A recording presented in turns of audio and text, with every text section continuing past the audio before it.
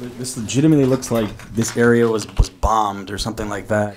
Too much of travel is like fantasy, so this is the realities here.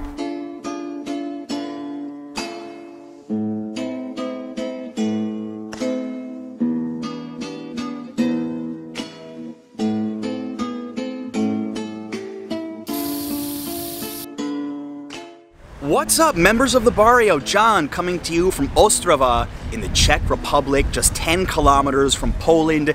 And today we have got a really unique video where I feel like we're gonna tell a story about a guy who used to be homeless and he turned his life around. He's gonna be showing us around where he lives, a gypsy ghetto. This is gonna be good, guys. I think we're gonna learn a lot today. My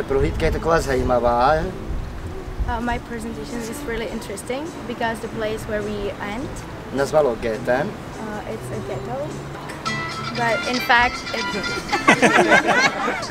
This is the first time we're doing a tour on this channel with an interpreter. Our guide's name is Ulik and he's homeless and he's going to be taking us around Ostrava to some different spots, and they were telling us this is the first tour with foreigners. I spoke to the founder of this company last night, so they were really excited to see our opinions on this and bring some awareness to what they're doing. I'm actually with 10 or 15 other travel bloggers and video people right now. You guys want to say hi? It's been a while. This is Crystal. She was in 3 of the videos in Ireland. Yep. Dave also in 3 of the videos. I'm going to put their information in the description, of course. Hello, members of the Barrio.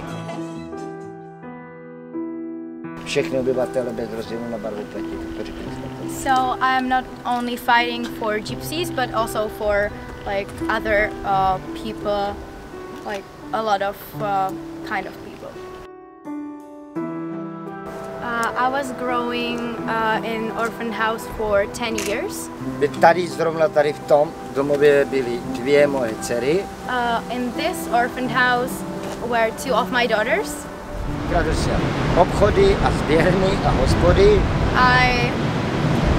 I burglared the stores and other places like this because they had a lot of money and we didn't have a lot of money. This is definitely not like any other tour I've ever been on. Ulik had a very sad story, how he grew up in an orphanage and he didn't want to see his family, that he had a life of crime. He was a burglar. He spent 3 years in jail. He lost his family. His daughters stayed in that orphanage right there, and now he's trying to turn his life around. He's a consultant and advisor for Amnesty International, for human rights stuff, for rights for homeless people. He was homeless for a number of years and he's still jumping around to different spots. I mean, this guy, he has a powerful story, and I think it's a story that people need to hear, and we're just going station to station and he's just filling us in more and more about his life. It's very inspiring stuff, really.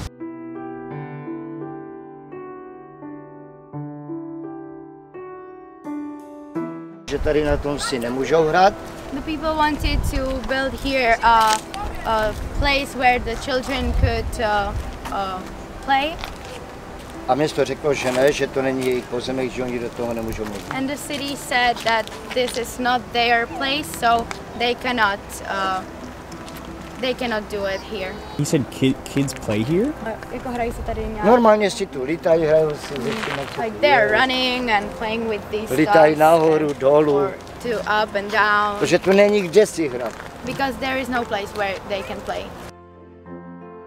We're learning a lot of really sad things, actually, that this area here used to be garages and now they're trying to clean it up.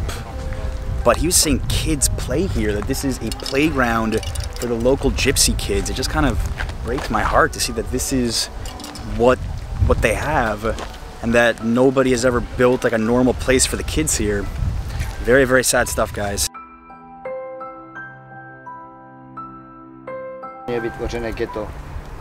So get prepared. It was made as a ghetto for gypsies. Ulik just said this street here is the most famous one in the city, the main drag here of the gypsy ghetto. So we've just entered it here. Hello. Hello. I've been told this is one of the poorer areas of Ostrava. And yeah, I mean, there's just a lot of gypsy people living here, and they're coming outside and they're smiling and they're saying hello to us.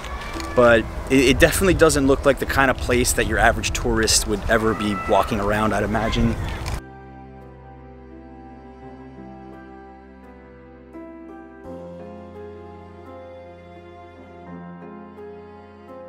Now we are here, and this is called Přednádraží. I have only 5 handouts, so if you can share them between you, please. I have it in Czech and also in English, but it is translated by Google, so just... We're walking through what used to be another gypsy area here that was originally built in 1910, and nobody's lived there since 2015.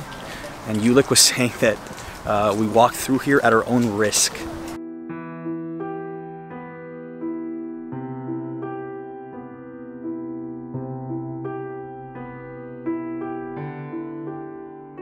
I'm asking if homeless people live here. Asi rok zpátky tu byli, ale potom je policajti s kterýma všechny odparkovali. So until last year there lived some of like squatters or homeless people, but last year the police kicked them out. Guys, look at the floor here. There's no flooring. It's all collapsed.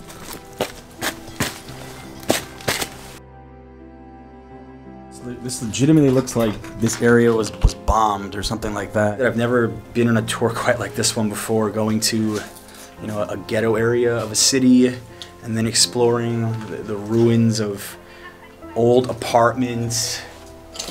I don't know, it makes you feel a bit sad, I think, too. Best word to describe it, but it's reality too, and I think too much of travel is like fantasy, so this is the realities here. Definitely be careful if you walk around this area. There's like broken glass everywhere, and you see relics from people's lives. I saw like little baby shoes. I saw some clothing. Yeah, it's pretty striking. And it's neat to walk around, but I don't think I'd recommend coming here unless you were on a group with someone who's from the area here. It would definitely be risky.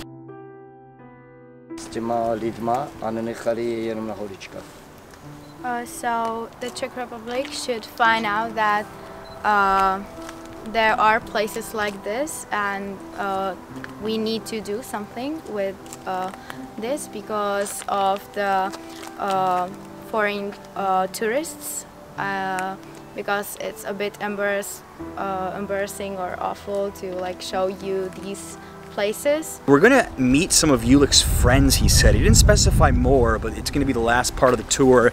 And then I've got a couple things I want to say about what the purpose of a tour like this is and how it's a lot different than most things you'll probably do when you travel.